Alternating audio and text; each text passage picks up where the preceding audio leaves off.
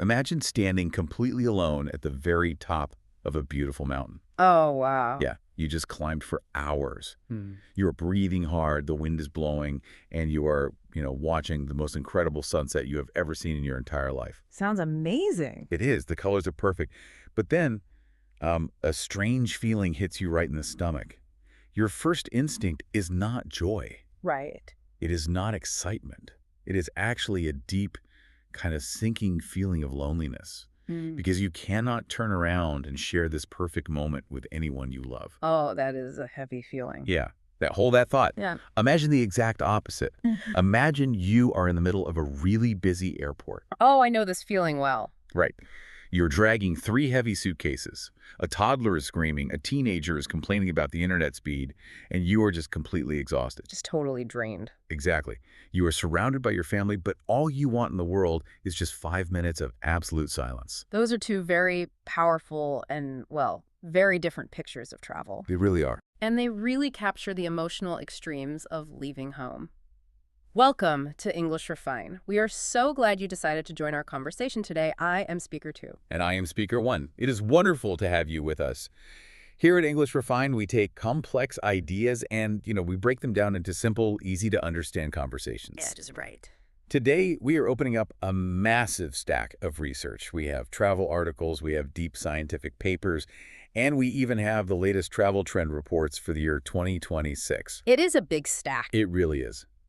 Our mission today is to explore a huge question. Should you go on a solo trip or should you take a family trip? We are going to look at the psychology behind traveling alone. We will look at the chaotic, kind of brain-altering science of the family vacation. Yeah, the science part is wild. It is. We will look at the good parts, the very difficult parts, and we will share some simple tips that can actually change the way you explore the world. Exactly. So let us jump right into it. I want to start by packing a bag for just one person. Okay, let's do it. What does it actually mean on a psychological level to go on a solo trip? Well, a solo trip means you are journeying completely alone. You do not bring your friends. You do not bring your partner. Right. You do not bring your children. You just remove all of your normal social connections. And the data right now is absolutely shocking. How shocking. According to the 2026 reports, up to 62% of people say they're planning to travel alone this year. Wait, let me push back on that number for a second. Yeah. 62%. That is more than half of all travelers. Are we sure that statistic is just people going on vacation? What do you mean? Like, does that number include people traveling for their jobs or remote workers who just happen to be alone? That is a very smart question. The lines are definitely blurring because of remote work, right? Hmm. But the researchers asked these people why they are traveling alone. And what do they say? The top answers were not about business. The top answers were to find mental wellness and for self-discovery. Self-discovery. Wow, that is a big phrase. It really is. It kind of implies that when we are at home, surrounded by our normal routines and our normal friends, we somehow lose track of who we really are. That is exactly the point. When you are at home, you play so many roles. You are an employee, you are a parent, you are a friend, you are a neighbor. Yeah, you are always doing something for someone else. Right. You spend all day reacting to what other people need from you. When you travel alone, all those roles just disappear. You're just a human being in a new place. So the biggest advantage of a solo trip is that total, absolute freedom. You are no longer compromising. Yes, the freedom is absolute. Think about a normal day with a group of friends. Even picking a restaurant is a long negotiation. Oh, it takes forever. Someone wants Italian food, someone else is on a diet, someone else does not want to spend too much money. When you are alone, there is zero negotiation. If you want to eat a strange street food for breakfast, you do it. Exactly. If you want to wake up early, you do it. If you make a plan to visit a museum, but on the way there you see a beautiful park and decide to just sit under a tree for 4 hours. You can just do it. You can. You change your mind, and nobody complains. You are the captain of the ship. Total agency. But with total agency comes total responsibility. Right. And that leads to the second big advantage, which is growing as a person. Solo travel forces you completely out of your comfort zone. Comfort zone. That is the invisible bubble where everything is easy, predictable, and safe. Exactly. The human brain actually loves the comfort zone because it requires very little energy. That makes sense. You know how to buy groceries at your local store. You do not even have to think about it. But when you travel alone in a foreign country, Everything requires effort. You must make every single decision. And you have to solve every single problem by yourself. If you miss a train, you cannot turn around and look at your partner to fix it. No, you cannot. You have to walk up to the ticket counter. You have to figure out the schedule, maybe in a language you do not speak. You have to manage your own money, counting strange coins to make sure you have enough for a taxi. And solving those problems creates a very specific psychological reward. What kind of reward? When you face a difficult situation alone and you fix it, your brain releases dopamine. You build deep self-confidence. You realize, I am capable. I can handle the unknown. That makes a lot of sense. It is like building a muscle. You have to lift the heavy weight yourself to get stronger. Very true. Now, here's something else that stands out in the research. It might sound surprising, but the sources say that traveling alone actually makes it much easier to meet new people. It does seem like a contradiction, does it not? You go alone, but you end up with more friends. Yeah, how does that work? Sociologists call this the stranger effect. When you travel in a group of 3 or 4 people, you create a closed circle. Your body language faces inward. Oh, I see. Local people do not want to interrupt a big group that is already laughing and talking. Because you are carrying your own little bubble of home with you. Exactly. But when you are a solo traveler, your body language is open. You look outward. You are forced to interact with the environment. Right. If you want to know which cafe has the best coffee, you have to ask the person walking their dog. Yes, and those tiny interactions add up. It also helps you learn a new language much faster. Oh, for sure. If you travel with a friend from your home country, you just speak your native language to them all day. Always. But if you are alone, you are forced to practice the local words. You use them at the market, at the train station, at the hotel. It accelerates learning dramatically. However, we cannot ignore the negative side. Yeah, the cons. We have to talk about the disadvantages of traveling alone. And the biggest one is exactly what you described in your opening story, which is loneliness. Yes, that feeling on top of the mountain. It is a very specific type of pain. It really is. It's not just being bored. It is seeing something profoundly beautiful or tasting something incredible and feeling the emotional weight of not sharing it. Humans are biological creatures who evolved in tribes. Sharing experiences is how we build social bonds. When you take away the ability to share a peak emotional experience, the brain actually registers that lack of connection as a type of stress. Homesickness is a very real biological reaction. And that stress gets much worse when things go wrong. Safety is a massive worry for solo travelers. Oh, absolutely. Walking down an unfamiliar street at night feels completely different when you are alone compared to when you have 3 friends with you. Safety is a major concern, and it requires constant mental energy. You always have to be aware of your surroundings. You cannot just relax completely. No, you are always on high alert. But the absolute lowest point of solo travel, according to the data, is getting sick. Getting sick alone in a foreign place sounds like an absolute nightmare. It is the worst. Imagine getting food poisoning in a cheap hotel room. You are burning with a fever. There's no one to bring you a glass of water. Nobody. There's no one to go to the pharmacy and try to translate the word for stomachache to the pharmacist. You have to drag yourself out of bed, feeling terrible, and handle everything while you are super vulnerable. It is a profound test of your independence. But the good news is our sources provided a survival guide. Oh, good. We need that. They gathered expert tips on how to mitigate these disadvantages, like how do you stay safe and how do you fight the loneliness. Okay, let us go through the survival guide. What is the first hack for a solo traveler? First, change where you sleep. Do not stay in big, traditional corporate hotels. Why not? Big hotels are designed for privacy. You walk down a quiet hallway, go into your room, and shut the door. Instead, the experts suggest staying in hostels. Now, when some people hear the word hostel, they imagine a dirty room with 20 noisy teenagers in bunk beds. Is that still true? Not in 2026. The hostel industry has changed completely. There are boutique hostels now that are very clean and quite luxurious. Oh, wow. But the key feature is the architecture. Hostels have common rooms, they have shared kitchens, they have big open lounge areas. So they force you to mingle. Yes. They are physically designed to force people to bump into each other. It is incredibly easy to sit on a sofa, look at the person next to you, and just say, hey, where did you travel from today? That removes the friction of starting a conversation. It is a built-in icebreaker. Exactly. What is the next tip? The next tip is to join highly specific group tours. You are still a solo traveler for your whole trip, but you buy a ticket to join a group for just 4 or 5 hours. Okay, that sounds manageable. The sources give a fantastic example, booking a local cooking class in Rajasthan, India. I love that idea. You are not just sitting on a bus looking out a window. You're actively doing something with your hands. Yes, you are busy. You are chopping vegetables, smelling the spices, and making a mess alongside other travelers. It gives you a shared task, which is the easiest way to make friends. Exactly. A shared task removes the awkwardness of trying to make small talk. And of course, technology plays a huge role now.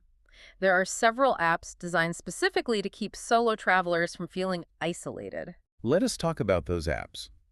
I know people use social media, but how do you use it safely to meet strangers in a new country?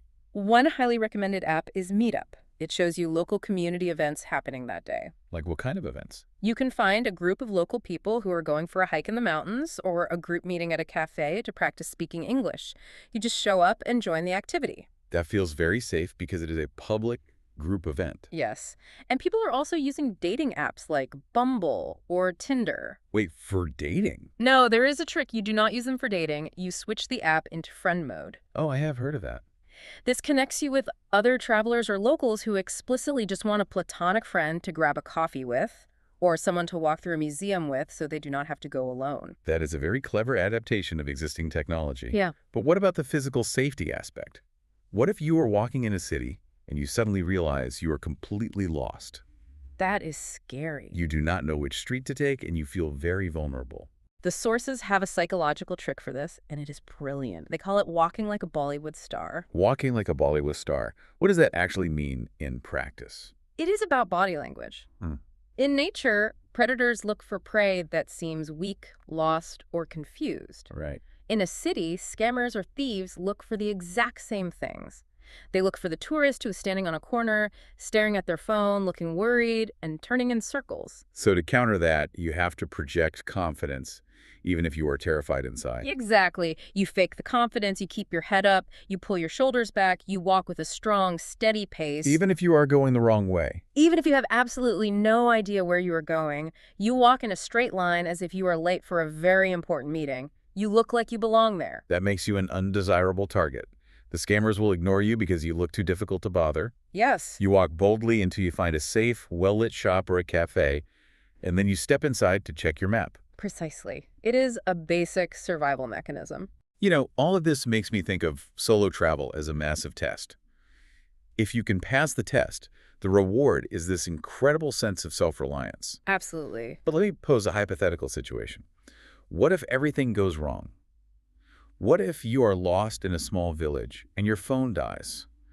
Or you have zero internet connection? Oh, panic. Right. You cannot use a translation app. You cannot use a map app. You are completely disconnected. Is that a disaster or is it an opportunity? Well, for a modern traveler in 2026, losing your internet connection feels like a full-blown disaster. Panic sets in immediately. Yeah, I would panic. But if we look deeper, it is actually the ultimate opportunity.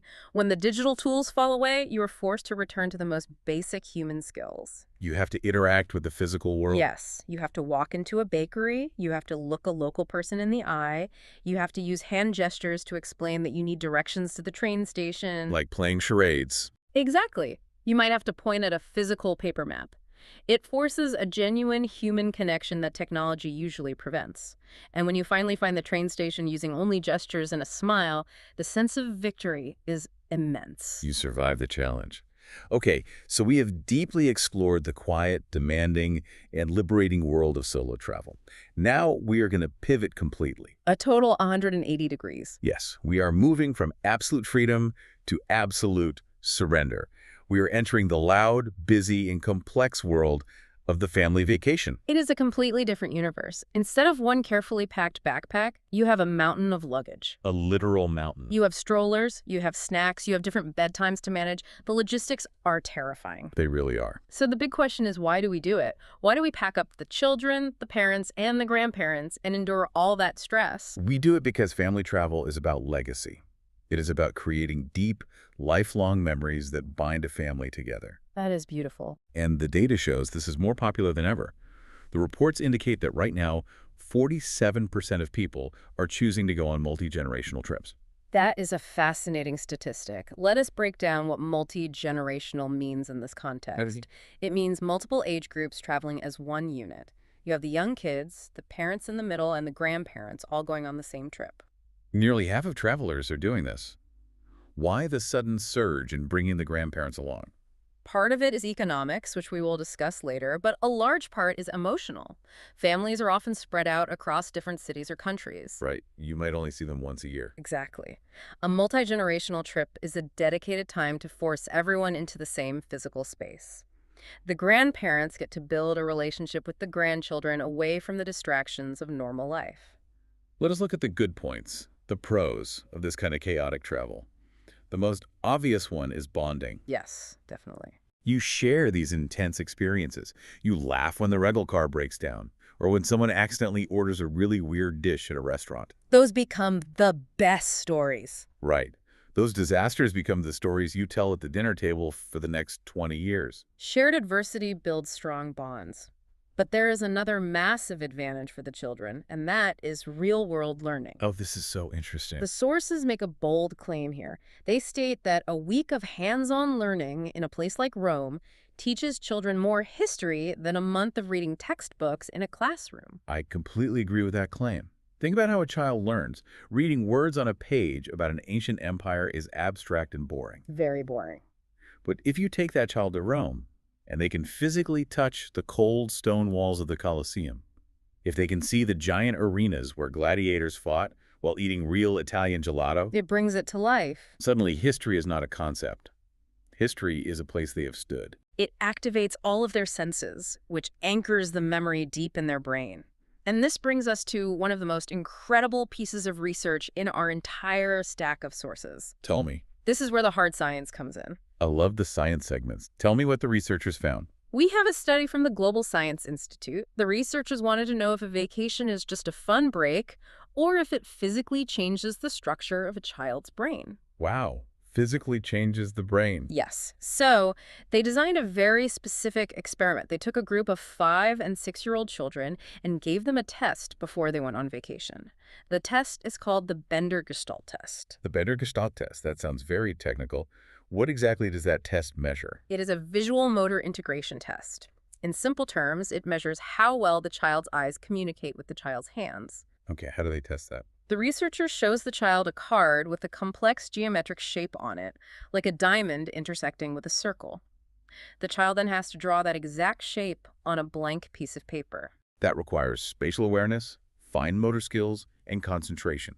It is a good map of how developed their brain skills are. Exactly. So they record the scores of these children. Then the children go on a standard 6-day stay at a 5-star hotel with their families. Are they doing like math worksheets at the hotel? No, they are not doing intense educational classes. They are just on vacation. They swim in the hotel pool. They eat new foods at the buffet. They walk around a new city. They hear different languages. Just normal family vacation activities. Yes.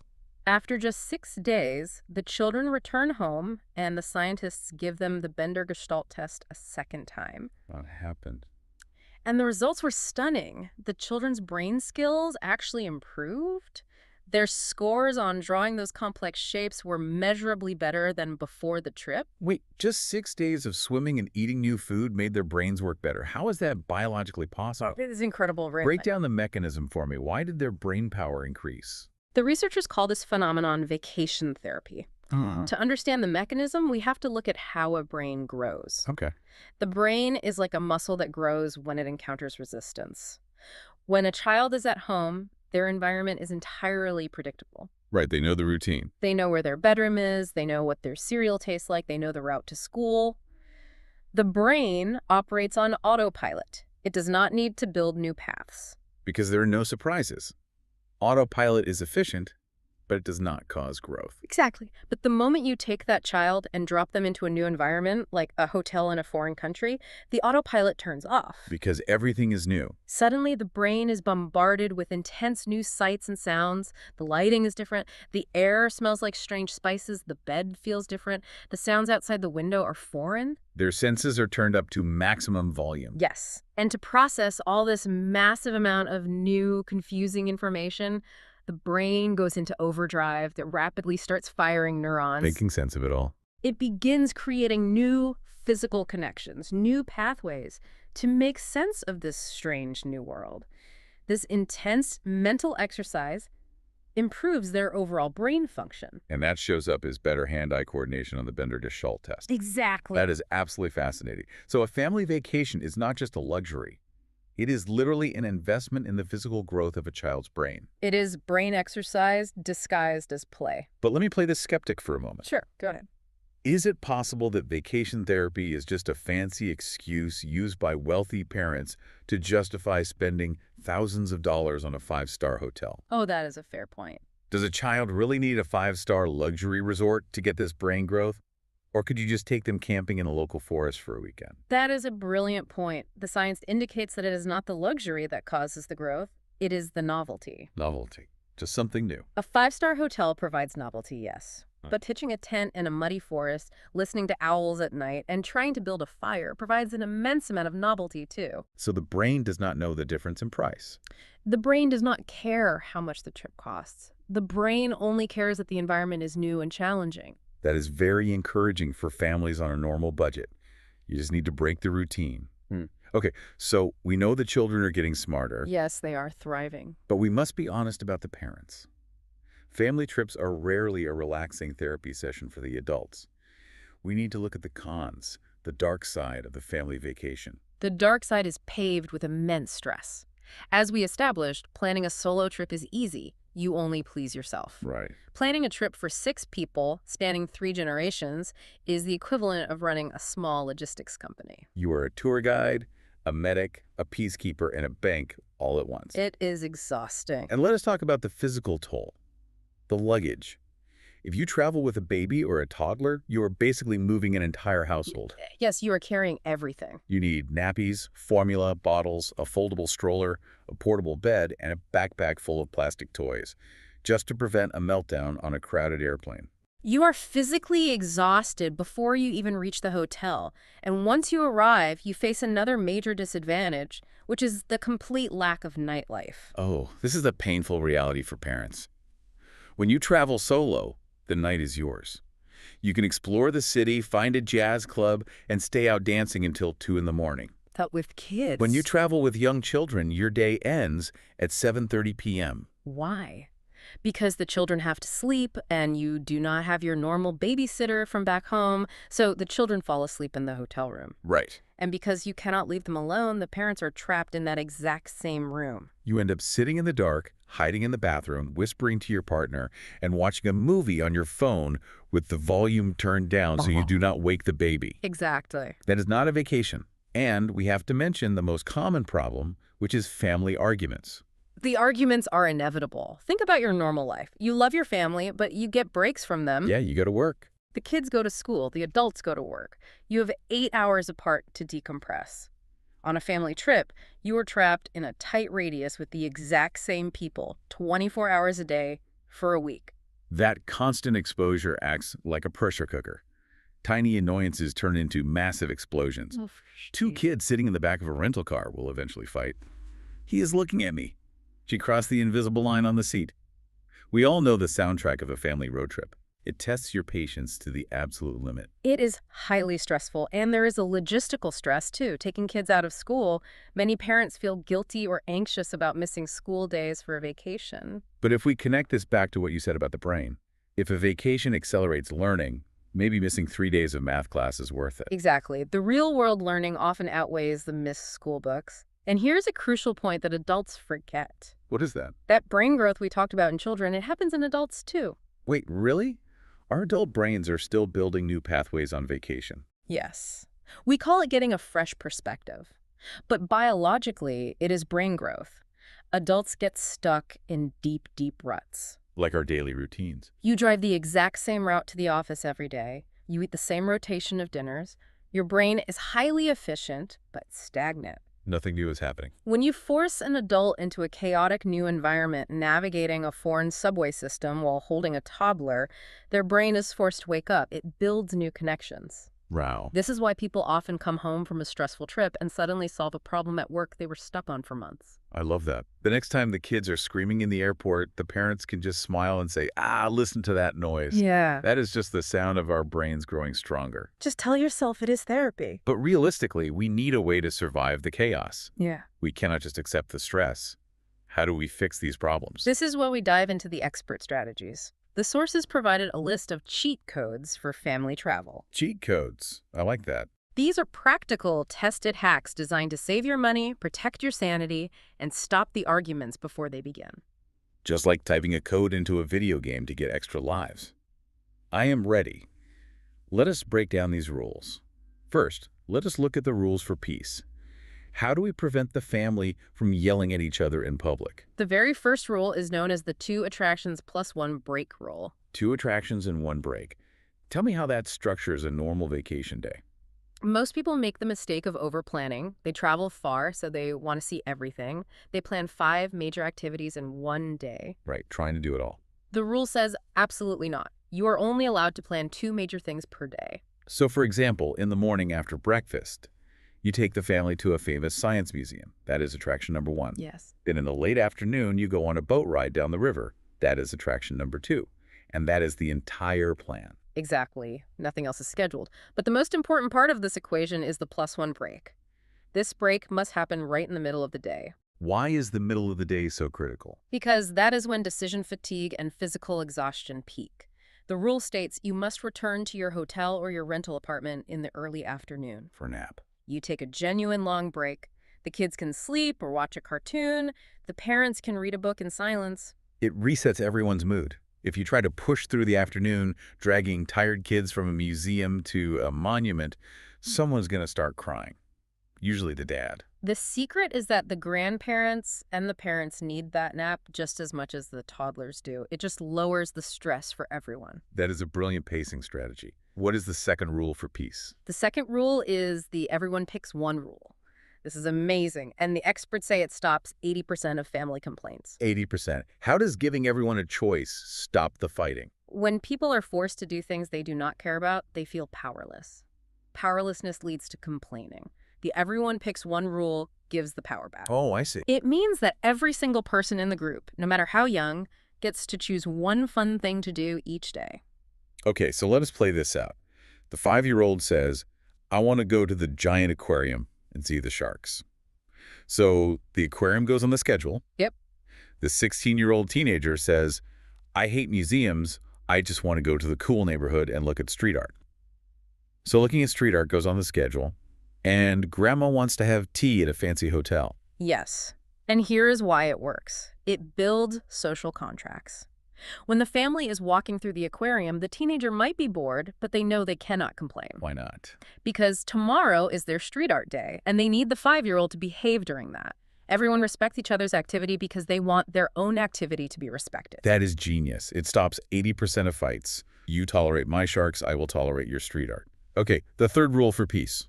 The third rule is incredibly simple but often ignored. Split up. Split up. That sounds weird. Isn't the whole point of a family trip to be together? Yes, but you do not need to be together for 24 hours a day. The pressure of moving a big group of 6 people through a crowded city is immense. It is like herding cats. Exactly.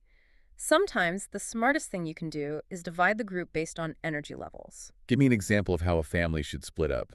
Let us say you have a quiet child who loves drawing and a loud, energetic child who needs to run. Force marching them together will make them both miserable. Right. So split up.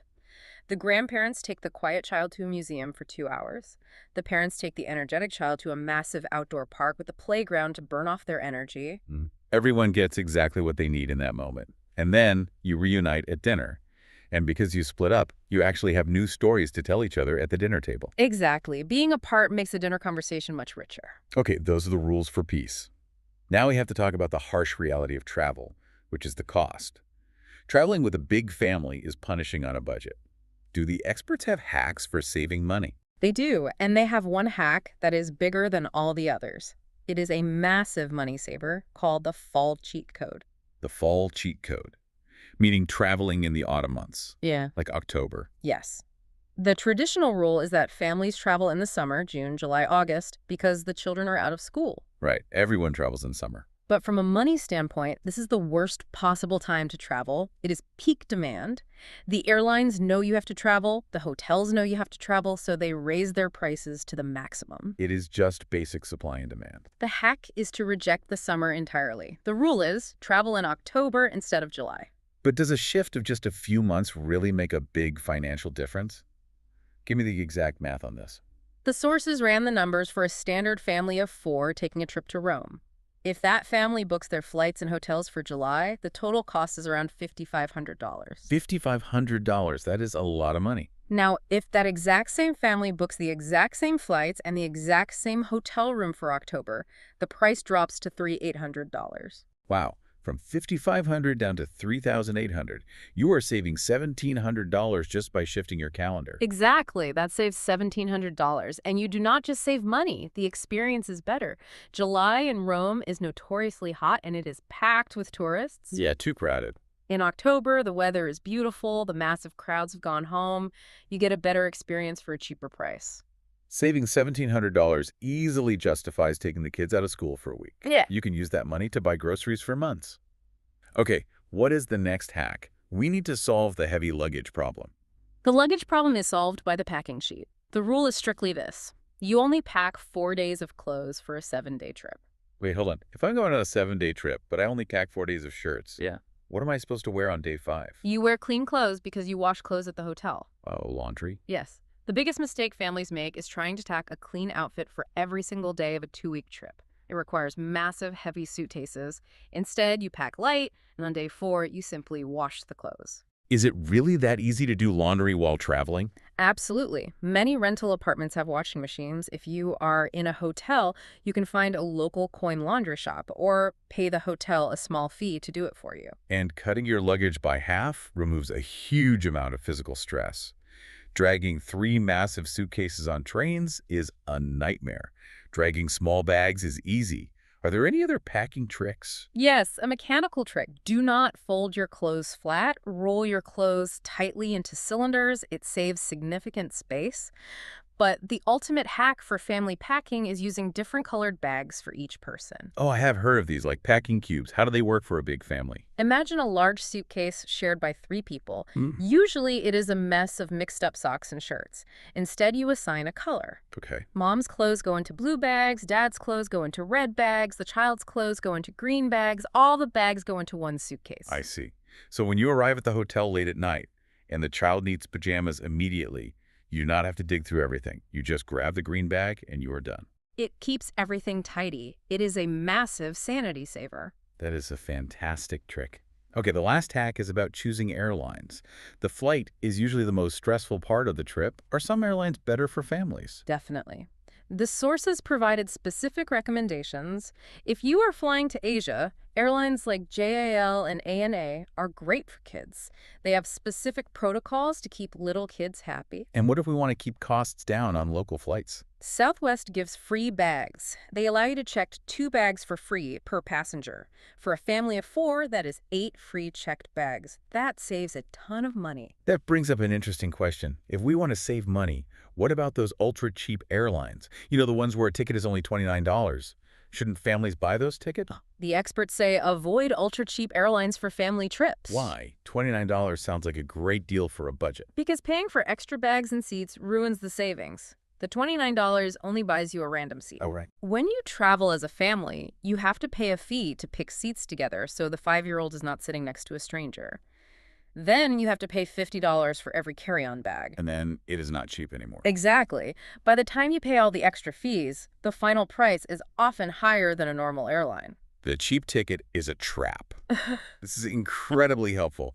So we have rules for attractions, rules for packing, rules for airlines. But I have to push back on this entire idea of planning for a second. Go ahead. What is the issue?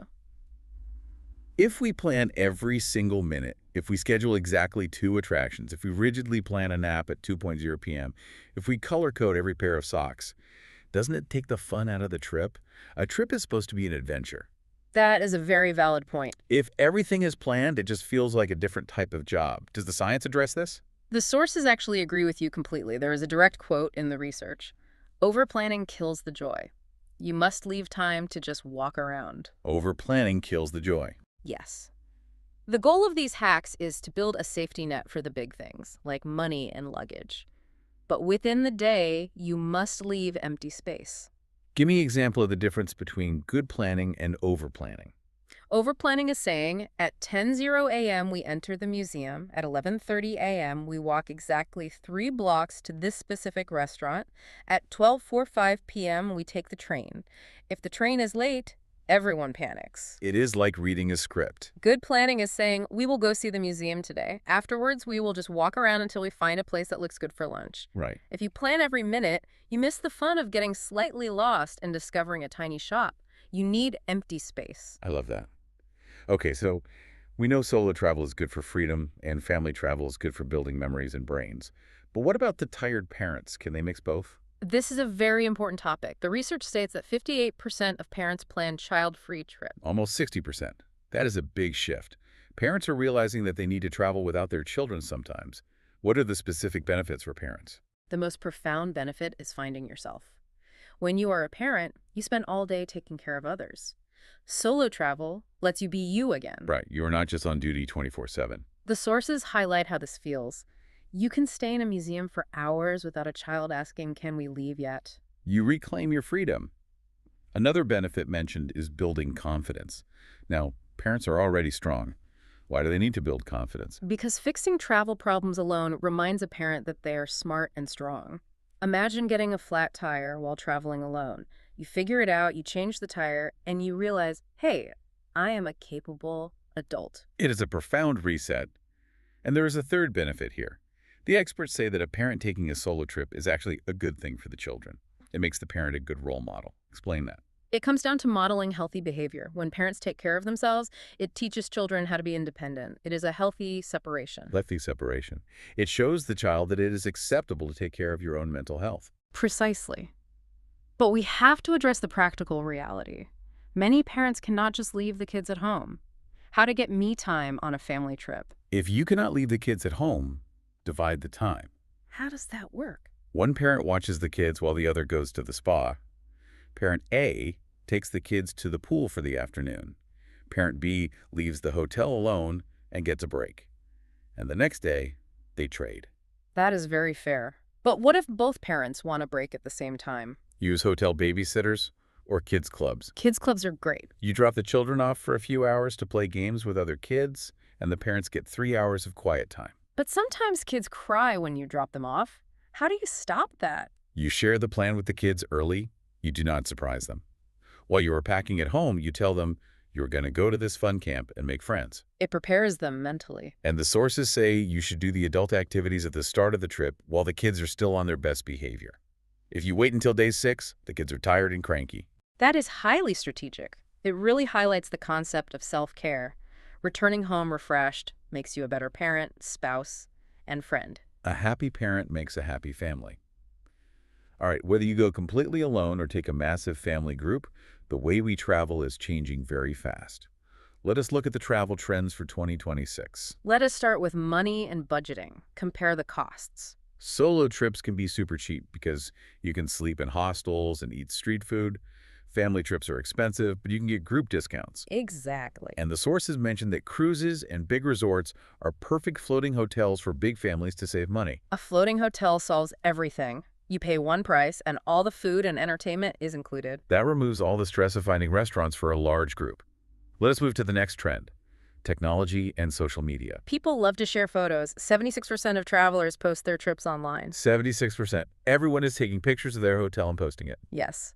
And this has created a new tool for 2026, TikTok Go. I have read about TikTok Go. Tell me how it works. Creators can now earn money when people book a hotel directly from their video. It makes booking super fast. Wait, booking directly from the video? Yes. You watch a 30-second video of a beautiful hotel room. A button appears that says, book this room. You tap it, and the room is booked. It takes 3 seconds. That is terrifyingly easy. You could accidentally spend $2,000 while drinking your morning coffee. It removes all the friction. And it is not just booking. Planning is getting faster, too. 40% of people now use artificial intelligence, or AI, to plan their trips quickly. So instead of spending weeks reading blogs, A parent just types, "I'm going to Paris," with a child and a grandparent. Make a plan. And in 3 seconds, the AI gives you a perfect day-by-day schedule.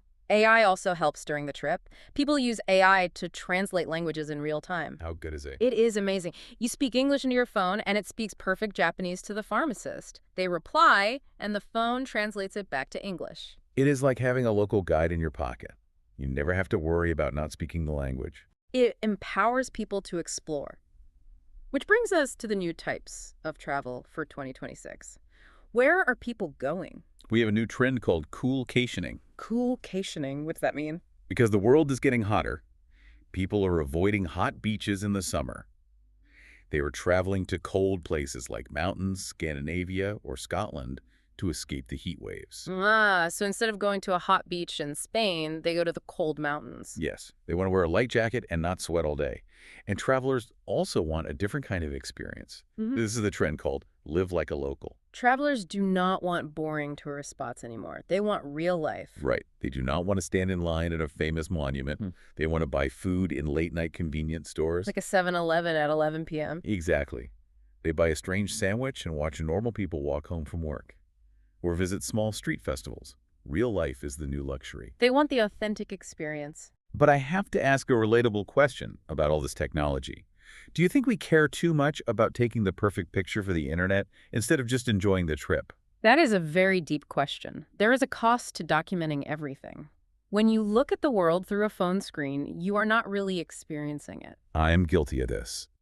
I spend 10 minutes taking a photo of a building, and then I realize I never actually looked at the building with my own eyes. We have to remember to use the technology to make travel easier, but once we are there, put the phone away and enjoy it. We have to summarize all these simple truths we learned today. Solo trips are amazing for freedom, learning about yourself, and meeting strangers. Yes, and family trips are chaotic and heavy. But they build beautiful memories and actually help children's brains grow. We want you, the listener, to use these easy tips for your next trip. Pack light, take breaks in the afternoon, and do not forget to take a little time for yourself, even if you are traveling with a big group. Before we go, we want to leave you with one final thought. Okay, what is it? Imagine you have a free plane ticket leaving tomorrow morning.